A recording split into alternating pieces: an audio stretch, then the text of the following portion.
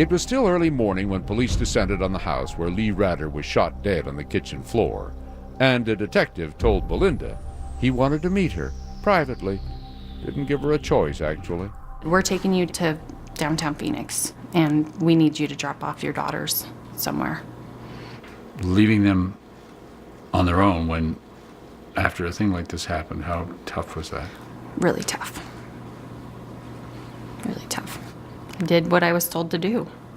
Detective Michael Brooks. If apparently he has shot himself, why'd you take Belinda down to the station? In suicides, in any death investigation, that could be grandma that dies in her bed. Yeah. You're going to talk to the people that are there to find out what happened. There was a reason. The arriving officer thought something was off about the way Belinda was reacting. It may have been a play, or may have been an act on her part. I mean, to me, if my spouse was lying on the ground suffering an injury, a fatal wound, I'd make every effort to find out, at least look at my spouse. She didn't do that. So, there was Belinda being interviewed by the detective. I'm trying to figure out what happened. You and me both. I don't know. So asked Detective Michael Brooks, why would Lee have killed himself? We've had financial trouble. We always seem to make it through. You know, it's like, I just don't get it. I don't get it. We don't own a gun. Which was another question. Not only why, but how, when he didn't have a gun? So, to the beginning, asked Detective Brooks. Don't leave anything out. We went to dinner at about 7.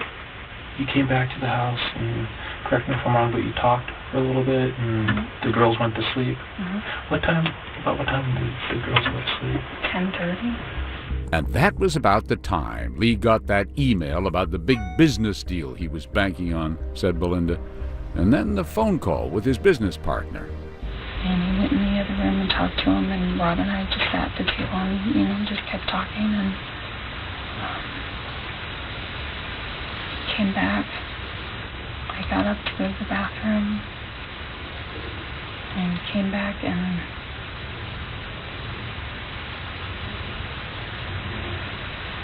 there he was.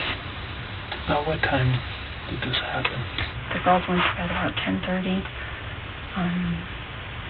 So it was after that. I don't know. Wait, sometime after 10:30?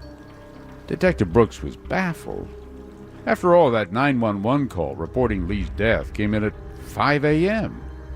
Was Belinda saying she couldn't account for what happened from 10:30 p.m. until 5 the next morning? Didn't make sense. Okay, were you intoxicated? Probably. Oh yeah, I'm sure. We got our first call on this at 5 o'clock in the morning. Okay. That's pretty significant from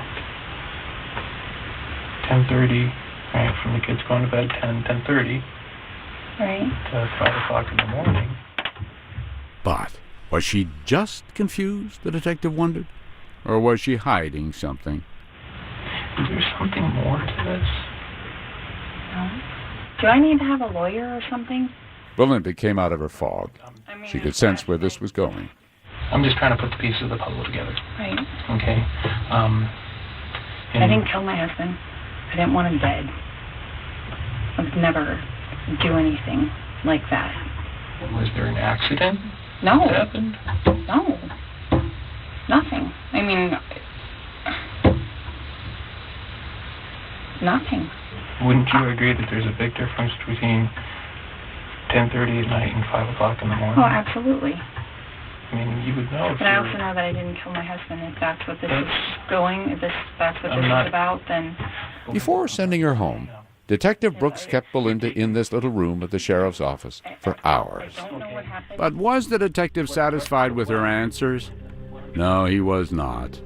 That business of the time shift bothered Detective Brooks immensely. Even if she was as drunk as a skunk, she ought to know the difference between 10:30 p.m. and 5 a.m. And what's more, when they looked at Belinda's BlackBerry, they found on it 2 photos of her dead husband lying on the kitchen floor. They were time-stamped around 5 a.m. And later, when they asked Belinda, she denied taking them. You didn't feel like she was necessarily being straight with you? I didn't want to jump to any conclusions at that point. If the detective was suspicious, so was Lee's family back in Buffalo. Or at least they were when Belinda finally called to break the news to them 2 whole days after Lee died. Lee's mom, Liz Ratter, described her memory of that phone call. It was New Year's Day. Liz? Yes. This is Belinda. Yes. Lee shot himself. Then in the course of talking to them, we found out that it happened Thursday morning. And this was a Saturday This afternoon? was Saturday night. I said, what took you so long? Why didn't you? I could have gone there immediately. Oh, well, the police confiscated our phones. I didn't know your phone number. The call was brief, said Liz Ratter. And that's the last thing, probably the last words I heard from her. But that shocking word, suicide, it was a word Lee's family did not buy. Not for a minute. This doesn't make sense. My brother would never do this. I don't believe that he killed himself. There's just no way. No, thought the family. Something else must have happened in the house that night. But what? Coming up, police thought this might just be a major clue. I keyed down that gun that was in his right hand, and it just didn't look right. It looked like it was placed there.